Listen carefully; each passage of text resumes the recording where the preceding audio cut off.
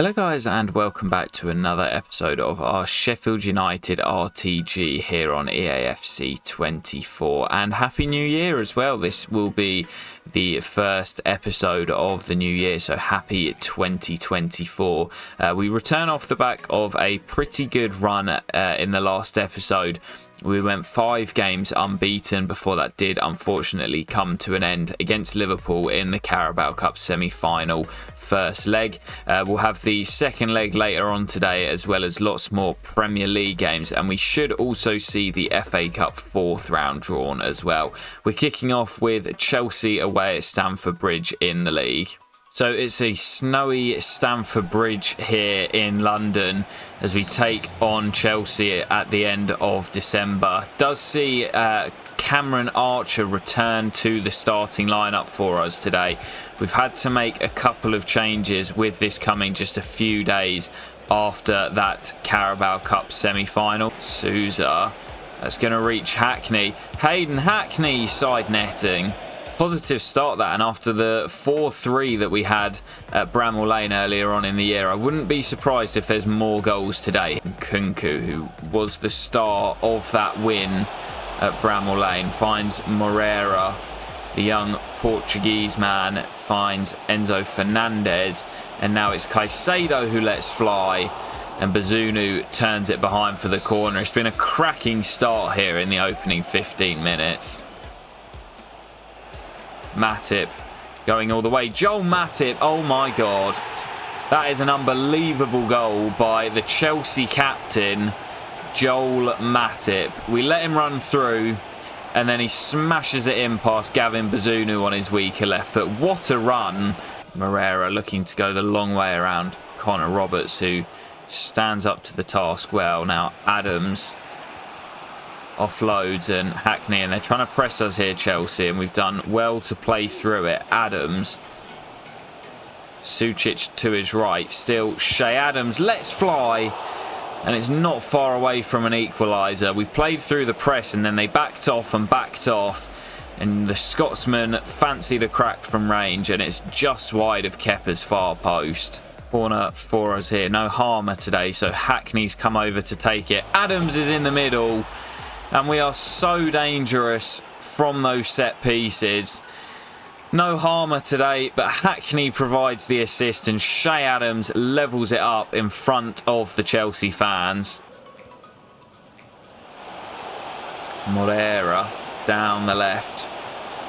Pegged back to the edge of the box, and now Jackson Shawley restores the lead for Chelsea. It's been end to end, but Chelsea strike first in the second half. They've thrown the ball back into our court. Chelsea just sitting in now and letting us have the ball around the edge of the box. Hackney back to Shea Adams, who hits another. Oh, it's gone in. Oh, I don't believe it. Kepa beaten by a long shot. That I can believe. But Shea Adams single-handedly dragging us back into this at the bridge. Absolute cracker in London. I want to see that again on the replay. Hackney lays it back into Adams, and it's on the bounce, and well, I don't really think Kepa should be getting beaten from there. It's a good strike by the Scot, but it is just above Kepa's head and he can't get there, and it drops under the crossbar. 2-2. Oh, Trusty's gone down injured there, and I think that could be quite a nasty one for Trusty, and the flag is up. Yeah, Trusty's done here. So it looks like it could be a pretty serious one for Trusty, and some of you may remember he went down at the end of last season with that ACL.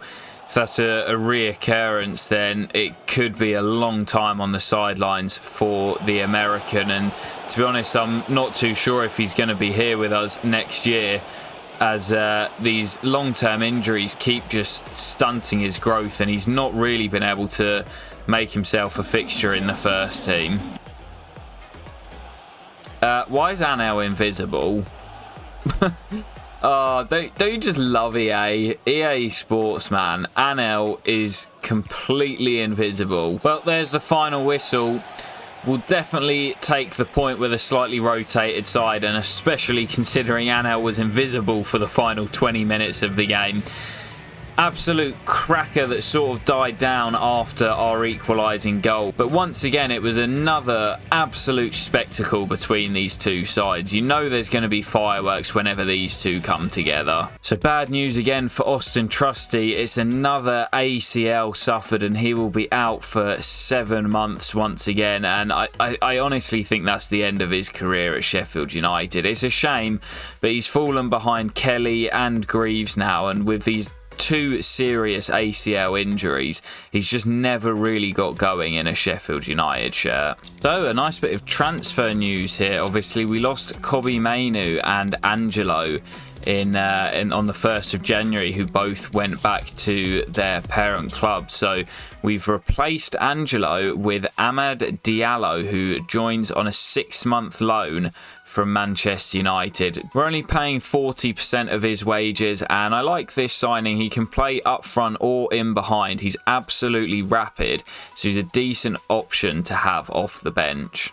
So the big game's coming thick and fast as we travel to Anfield for the second leg of our Carabao Cup semi-final. Great opportunity to make it to Wembley and a chance at silverware, but we're massive underdogs for this second leg, being a goal down after the first at Bramall Lane as well.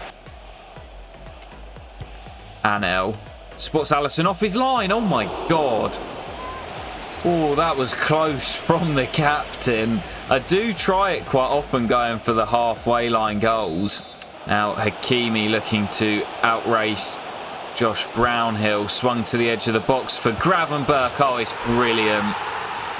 The touch over the top of the captain, and then he had all the time in the world to pick out the corner and smash Liverpool into a 2-goal aggregate lead. Anel bringing the ball forward and continuing his run here, and it might fall to Anel. Oh, he got hold of that, and Alisson had to keep it out. Good save from the Brazilian. We're sort of huffing and puffing, but it looks as if it's going to be Liverpool making it to the cup final. We won't give up on it, but still a long way to go to get back into this. Well, there is the whistle. Our Carabao Cup run comes to an end. Liverpool were by far the better team and just completely controlled it over the 2 legs. So as we head into transfer deadline day here, we see that Kai Andrews, another of the young Welsh players who came through the academy, has gone to join Zurich. Don't mind that. He didn't really have the potential that we thought he might. So happy to get him shifted off and a bit of money in the books. So my first order of business is actually to hand out a couple of new deals. Finally, we've been able to grant that extension to Mohamed El Neni. So a 1-year bonus on his deal. He has taken a slight wage decrease to 30 grand a week. And also the captain, Anel, has signed a new 3-year extension. Big bumper pay rise to 40 grand a week, which now makes him the second highest earner at the club behind Danny Ings, who, as I say, we're not too sure what's going to happen to him next summer. So yeah, first order of business on deadline day is a few contracts. Well, call me crazy guys, but I couldn't resist this one. Still a free agent after we looked at him in the summer. Jamie Vardy, after all his years spent with Leicester City, is returning to the Premier League. Just as a bit of backup, he's on quite a low wage of just 25 grand a week. With the injuries we've had to Brewster and to Archer this season, there's no harm in us picking him up on a 1-year deal. He's still got a little bit about him as well. It's 76 overall, so he provides good enough cover for us if any of our strikers are to go down injured. So that will do it for transfer deadline day. You can see the top deals there for Kayo Tomori off to Real Madrid for 74.5 million. Darwin Núñez has swapped to Merseyside for the capital as he joins Tottenham, and Joao Cancelo making his loan move from Man City to Barcelona, a permanent, for 61.3 million. So we'll sim through deadline day. And we make it to the 1st of February, where you will see we take on Hull City in the 4th round of the FA Cup. So despite that loss to Liverpool in the Carabao Cup semi-final, our quest for cup success goes on as we take on Hull City here. looking forward to this one. We have made a couple of changes to the lineup, including Jamie Vardy, signed on deadline day, coming in for his debut. He's taken the number 9 shirt since Angelo has gone back to Chelsea, and I'm looking forward to seeing how he does on his debut. Andrew just about gets into Koulibaly, and Roberts is again on the overlap. Pegged back. Vardy! Oh, he's put it wide. Koulibaly. Now El Neni. Koulibaly into Norwood. Let's fly. Might get it back Norwood and sends it just wide of that post again. Starting to create some chances, but still goalless heading into the break. Well, the last thing we want here with so many games in the calendar is a cup replay. Danny Ings, our top scorer, is on as we search for a winner that will hopefully take us through. Oh, given away by Andrew. And Hull looking to win it. And Kelly's done really well there. Kelly's done exceptionally well and leads the counter charge. And he still has it, Kelly. He's waiting for the run of Cameron Archer. Back from injury. And Lloyd Kelly deserves all the credit for that one. Won the ball back in his own penalty area. Stormed forward on the counter and claims the assist for Cameron Archer. Hull City corner. Last minute of stoppage time. Swung into the middle and Kelly's again in the right place at the right time. Still not quite done just yet as we play on here, but El Neni nicks it. Well, there is the whistle. It wasn't an all-time classic, but we do get the job done, and we are into, I think, the last 16 now of the FA Cup, potentially last 32. So we've got our next batch of scouting updates here, so we'll quickly run through and see if there is anyone who looks like they could be decent. Couple of players in here that will continue to scout for now. 27 to 37 overall is stinking. As for Norway, we're finally going to just bite the bullet and say goodbye to Herman. Olsen is also going to be rejected, and his brother. Still nobody from Norway really good enough to make it into the youth academy, so we'll see how Charlie Davis got on in Greece this month, as we've got another Dimitriou that looks like he could be pretty decent. We'll keep the scouting for now, same as Harris. So Dimitriou looking the best of what's left in Greece. Let's go and take a look at the youth academy, where we've had a couple of position changes. So one of the Dimitriou boys has had a position change to Cam, jumped up from 51 to 59 overall, 79 to 89 overall. So not the greatest, but he looks pretty decent, this lad. And we've also seen Nilos Kaya change from a right back to a striker. He's got his listed positions are striker, right back, centre back and left back, but he's jumped up to 56 overall. Potential's 70 to 92, so it's a huge range. He's got a bit of pace about him. Technical, still a lot of work to be done, but I really like the look of this guy just because of the range of positions. So yes, here is a full rundown of the academy. As I always say, if you've got any recommendations on position changes, let me know in the comments and I will look to action them over the next few episodes. So 4 games to crack on with to close out the episode, and we start here at the King Power as we take on Leicester City, of course, newly promoted for this season. Newly promoted from the Championship, but they are lingering down at the bottom of the table in a relegation scrap. So desperate to return to winning ways here after we've had lots of draws in the league. We need to get 3 points on the board. Cross is swung in, and Anel, wow, wasn't really paying much attention there, and Anel got in the way of the header. Of course, Leicester beat us at Bramall Lane when we were on that terrible run of form a couple of episodes back, and they beat us by 1-0, and they look like they're up for this tonight as well.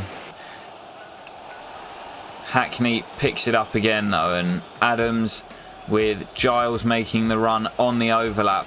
Giles pegged back to Sucic, and the goals have dried up for him recently, and he couldn't convert there. Vinny Souza's effort is blocked, and Leicester will clear.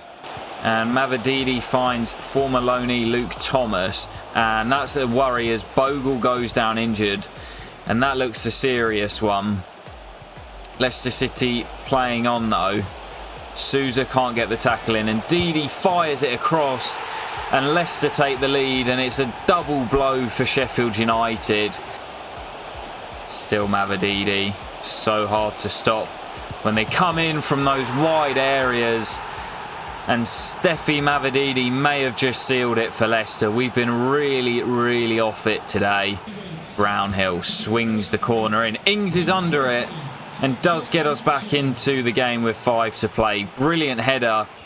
Hackney, Souza, Brownhill, Ings in space. Danny Ings. Oh, I'm trying to walk it in, and Leicester survive. Should have just pulled the trigger.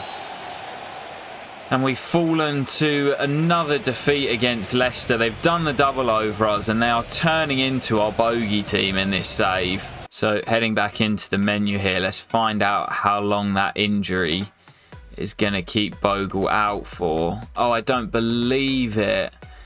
Another ACL, 2 in the same episode. And Jayden Bogle is done for the season. So rolling on into the next one, Manchester United currently sat in 2nd place, coming to take us on at Bramall Lane. We've seen this script before with Sheffield United needing a victory and looking underdogs against United and pulling off a shock result. But they did beat us at Old Trafford earlier on in this campaign. So we're looking to get revenge here. Desperate for a win. Oh, Greaves has lost out to Anthony. And the Brazilian's in behind. He's got men over. Anel did enough to slow them up. But Højlund smashes in at the near post. And Jacob Greaves is punished for his mistake. 1-0 United. Harmer swings it in, looking for the captain. Anel's underneath it and heads home the equaliser. Well, that is a huge goal for the Blades as the captain gets us back on level terms, and now we've got the momentum to go and try and find a winner. Hannibal, oh, Rashford is brilliant. Man United turn on the style, and Marcus Rashford restores the lead. Sancho for United. Anthony into Højlund and Rashford. It's 3. Game over. Manchester United win it. And Sheffield United fall to another defeat. So rolling into the next one again, we've got to put that loss behind us and turn our form around. It's now a string of defeats which has got us looking over our shoulders slightly. I thought we were miles clear of the bottom 3, but you know what it's like in the Premier League. Things can change so quickly, and we've got to sort our form out, starting with a win here at Ellen Road as we take on Leeds. And Giles looking to make an impact down the left. Archer finds Sucic. He needs a goal so badly. Lucas Sucic. Oh! It's such a clever idea, and he just gets too much on it. First goal in this one, I think, is going to be massive. We're really quite poor when we go a goal down in games. We struggle to get back into them, but if we go a goal up, and Sucic looking to make that happen again. And Taylor into Williams. Great save by Bazunu. Both sides having chances, but still deadlocked at 0-0. Corners played short and swung in, and Bazunu claims. Oh, Kelly dispossessed, and everyone's gone forward here. Williams is in behind. We've sent so many bodies forward, and it's pegged back to the edge, and now Williams blocked, and Bazunu saves the rebound as well. Archer into Lucas Sucic. And Luka sees the space to drive into. Still Sucic on his right peg. Denied. Harmer swings the corner in. Looking for Ings. And Danny does it again. Another goal from a corner. And Danny Ings scoring when we need him most. Luka, lovely little turn. El Neni. Ings takes it in his stride. Danny Ings for 2. He's done it again. What a lovely move from Sheffield United.